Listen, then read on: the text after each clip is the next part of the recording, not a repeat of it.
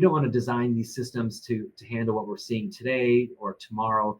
We really need to start looking at what are these systems going to be exposed to 20, 50, 75 years from now, because that's really what this infrastructure has got to be, based on is these longer life cycles. And what we have found is that when you design this infrastructure to be resilient, to be able to withstand disruptions from whether it be Mother Nature or other ones that could be related to human interruption,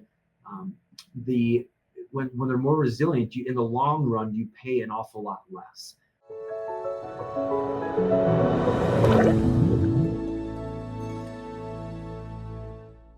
Hey everyone, it's Bob Crossan. I'm the editorial director for the Endeavor Business Media Water Group and the editor-in-chief of Wastewater Digest.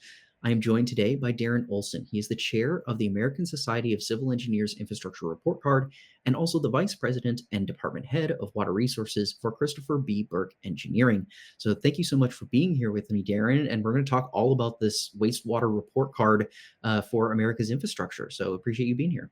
Thanks for having me, Bob. Yeah. So first question, obviously the scores are out now. Wastewater received a D+. That's the same score that it got in 2021. What were some of your primary takeaways that you had when you saw this score had just remained flat basically since 2021? Yeah, and so it was a mix of, there were some good things that have come out occurred in the past 4 years. But, there's obviously a lot of challenges in the wastewater sector as well. We are seeing like the number of communities, like when I would talk about things like combined sewers, the number of communities with combined sewers is decreasing. It's not going up. So that certainly is a good thing.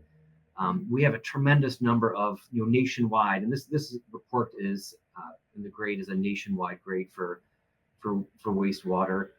Nationwide, we have a lot of wastewater treatment plants and we have a lot of sanitary sewers. We have the number of wastewater treatment plants has grown from about 16,000 recently to more up into the 17,500 range.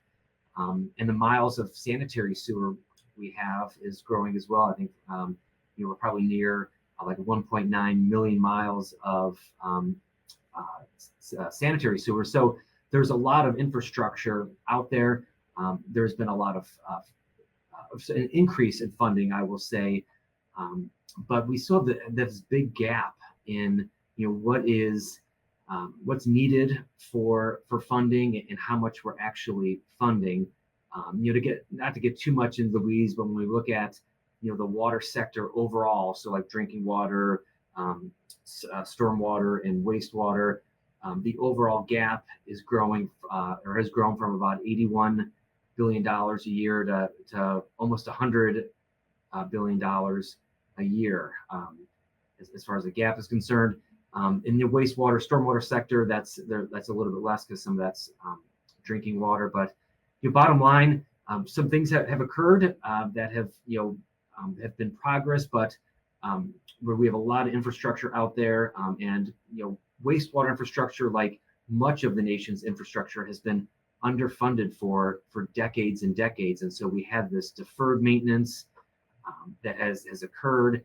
And so this little uptick in funding we had with the IIJA, Infrastructure Investment and Jobs Act, there was an uptick of funding, but we had a huge backlog that really kind of absorbed a bunch of that funding.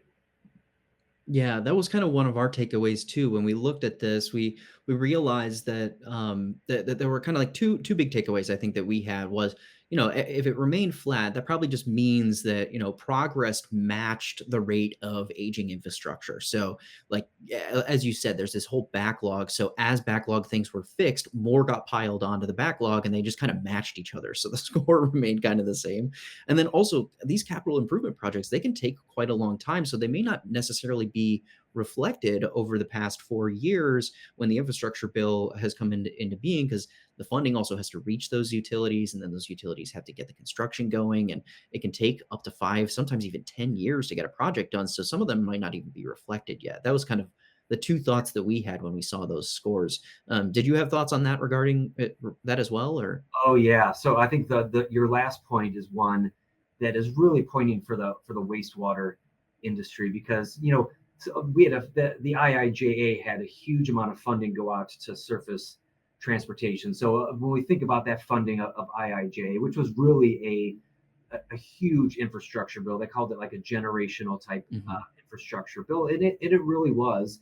Um, it's in my mind, it's a down payment because we've been underinvesting in our infrastructure for so long that now we're starting to finally turn the tide a little bit and bend the curve, and you maybe hope to set us on a better track. But the point about how long this takes to come about, as far as like getting those dollars into actual projects that are improving the grade. It takes for the wastewater takes a long time. Like roads, you can do maintenance and overlay roads, resurface, patch. There's repairs you can do to bridges, and so a lot of that surface transportation funding can get used somewhat quickly. But like wastewater infrastructure projects, we all know that those take a long time. When you think about the planning that goes into it, the permitting that goes into it, securing the federal funding through the SRF programs, securing those fundings, and then those a lot of those are loans, so you've got to there's other issues with the financing as well. I mean, 5 to 10 years is not like unheard of, and is probably closer to the average for some of these larger scale wastewater projects. So we did see some funding come into the sector, but the time that it takes to get those projects in the ground, those programs established, um, is longer than this 4-year report card cycle. Our hope is that we may still in the next report card, which will be coming out in 2029, we may still be seeing some of the effects of this, the funding that was allocated by IIJA that's supposedly going to lapse in 2026. Our hope is that after our elected officials read this report card and find out just how beneficial that funding was to our infrastructure, our hope is that they understand how important it is to continue that same level, if not increase that funding in all of our infrastructure sectors. Yeah, yeah. Well, talking a little bit more on the funding side of things, one of the other elements here, there are some elements on like how to raise the grade and stuff like that. There were two things kind of struck out for me on that. You'll notice this number two keeps on showing up. But two things struck out to me on that. One was rate setting and just the historic, I guess, under rating. So not having the rates set high enough to manage the infrastructure needs or the operational needs of facilities across the country. And then two was this added pressure of contaminants of emerging concern or other regulatory pressures that are happening. So in a way, there's almost like this squeeze that's happening for wastewater utilities where they're feeling the squeeze on one end where their rates aren't set high enough. And so they have to approach it from that regard. And then they're also burdened more with more things they have to do. So they're kind of getting pushed and squeezed into the middle of these Yeah. two issues on the funding element. What were your thoughts on that, and like kind of how does ASCE see wastewater systems could improve their grade when it comes to trying to balance these two priorities they have to find off? Yeah, and I think one of the, like we talk about this squeeze, one of the ones on the funding side is that not only is there pressure to not increase rates. I think the water sector is one of those sectors that is too many times out of sight, out of mind, and so people find it difficult to raise rates, when Hmm. in reality we're just paying for the services that we've been having for a long time, and we need to start getting into the mode of understanding that it's acceptable to pay a rate that is equivalent to the service that you're getting and the cost that it requires to provide that service.